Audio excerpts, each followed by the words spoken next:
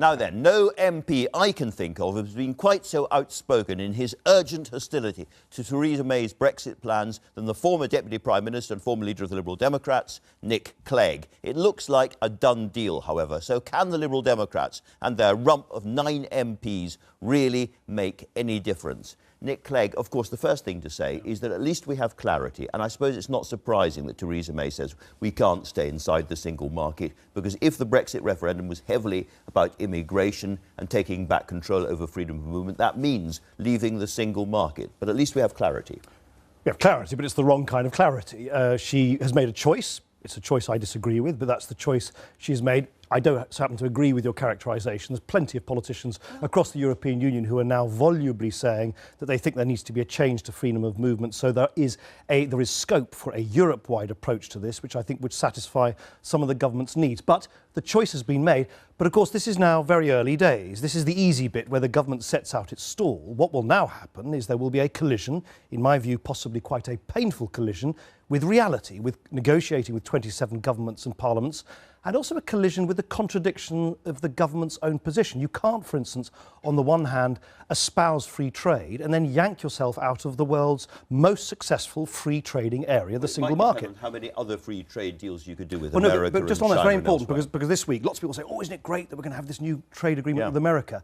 No trade agreement with America, however ambitious, can replace or match what we are potentially going to lose on our own doorstep in Europe. If just dwell on this one statistic, if you double the trade with America, with Canada, with New Zealand, with Australia and India, double trade with all of those huge countries, with all of the Anglosphere, you still would not trade as much as we do with our nearest neighbours in the European Union. The reason for that is because geography still counts. Yes. You tend to trade, countries tend to trade most, in goods at least, with countries nearest to them. People were told quite clearly during the referendum that if we voted to leave the EU, we would vote to leave the single European market. And they said that was a price worth paying because of the immigration issue. And it seems sometimes the Liberal Democrats can't quite hear that message.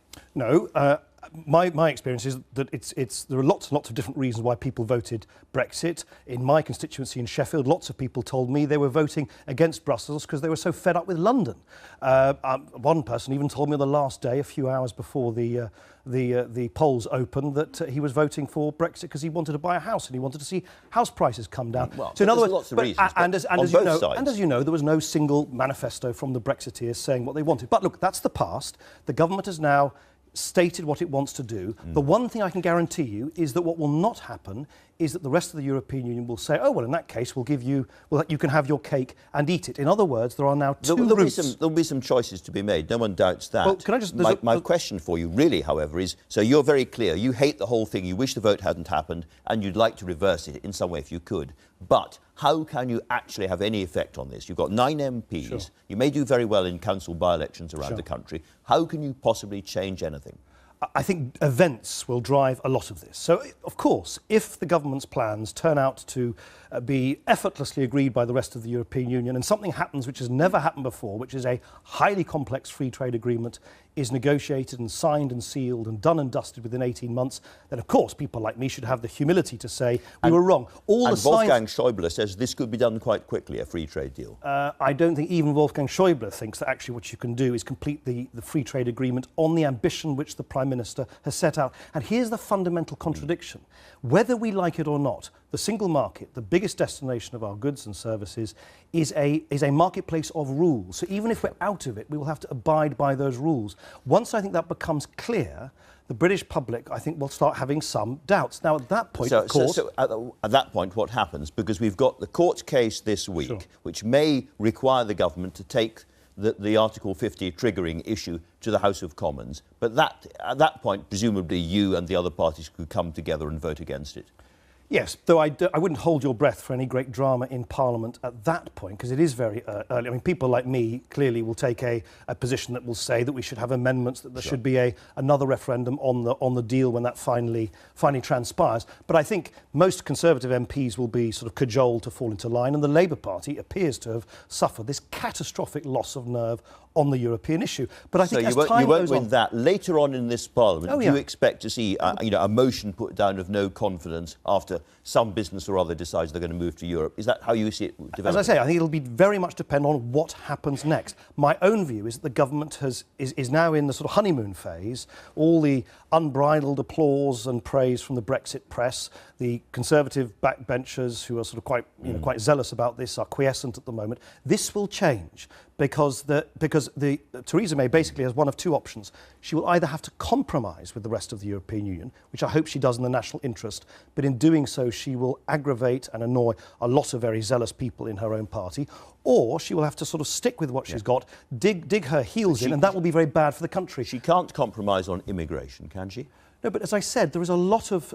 I personally am a supporter of Brits being able to work and travel and study elsewhere in the European Union and vice versa. But if you are, which is the government's position, seeking some change, I would suggest two things. Firstly, why does Theresa May never mention the fact that immigration now from outside the European Union is still running at higher levels than from within the European Union? That many of the publicly expressed reservations about immigration were about pictures of people jumping on and off trucks in the middle of the night in Dover, illegal immigration, nothing to do with freedom of movement, or indeed those pictures of those poor people travelling on dinghies across the Mediterranean, nothing to do with freedom of movement. So my point is, why clobber the number of German engineers or Latvian fruit pickers we have here when the issue of immigration from the public's point of view is wider? And secondly, why not reach out to those other European politicians who are now saying that they also believe there should be some qualifications, as there already are, to freedom of movement? Do you have no sympathy for the communities up and down the country who simply feel that they have changed too far, too fast? Look at this.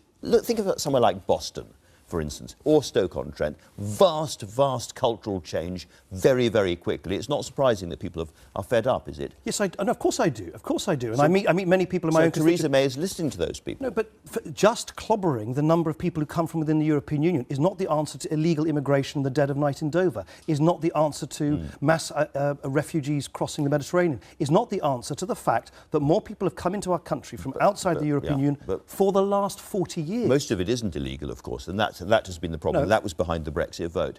But if you're worried about numbers, which is what we're told, you have to have control over numbers. Why are we talking about only squeezing that part of the immigration which is actually very helpful to our country and ignoring the larger part? A moment ago, you mentioned that the Labour Party seemed to be very confused about all of this, and the Liberal Democrats have been doing very well in local council by-elections, and some people are saying this is going to be a big year of Lib Dem revival. What do you think is the future for the Labour Party in the north of England? I think there's a very, very real prospect now that the fate that occurred to the Labour Party north of the border will now, in one shape or form, happen south of the border. I think the Labour Party is in danger of being cannibalised by UKIP at one end and the Liberal Democrats at the other. And I think this ambivalence or this absolute lack of clarity from Labour about the biggest issue of our times, sort of dithering rather sort of helplessly in the middle of the road, is only going to make their fate even worse. It seems almost risible to think that a party with 9 MPs could suddenly become the main opposition party, but do you see this as such a moment in our national choice, Brexit or anti-Brexit, that there is a historic moment for the Liberal Democrats coming? I certainly think this whole dividing line between are you open, are you closed, are you in favour of sort of embracing Europe or not, is the new dividing line in politics, will continue to be so, particularly in the age of Trump and Putin and the sort of nativism and chauvinism of people like that. And you need to make a choice. Where do you stand on that? And the Labour Party doesn't seem to stand anywhere. The Liberal Democrats have a very clear position, and I think that will lead to very significant changes in the years ahead. Nick Clegg, very interesting. Thank you so much.